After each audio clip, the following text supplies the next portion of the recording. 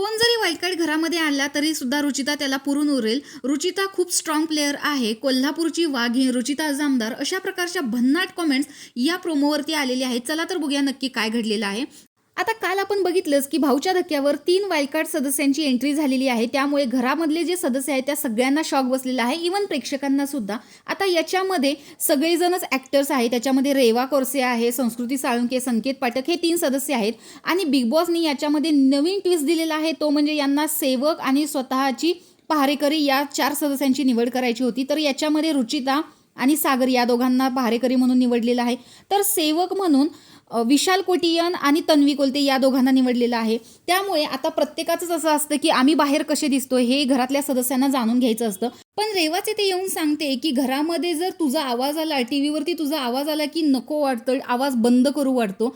त्यावरती रुचिता म्हणते की मी तुला विचारलेलंच नाहीये. म्हणजे रुचितानं विचारलेलं नसताना सुद्धा इतर जे बाकी सदस्य असतात, जे त्यांच्याभोवती घोळका करून उभारलेले आहेत, त्यांना ती सांगत असते की रुचिताचा आवाज खूप मोठा आहे आणि तो ऐकू वाटत नाही. त्यावरती रुचिता म्हणते की मी तुला विचारलेलंच नाहीये. पण ती सुद्धा रुचिताला सांगतच नाहीये. बाकी सगळे असेच थांबलेले असतात आणि या दोघांची जुगलबंदी चालू होते की म्हणजे रेवा जी आहे ती तिला खूप सौम्य भाषेत सांगण्याचा प्रयत्न करते आणि टच सुद्धा करते, जसं आपण करतो. पण तिचं असं म्हणणं आहे की get lost don't touch me. तर अशा प्रकारची भाषा आत्ताच घरामध्ये वाईल्ड कार्ड सदस्याला यांनी वापरलेली आहे. तर इथून पुढे तर यांची जुगलबंदी वाढणारच आहे.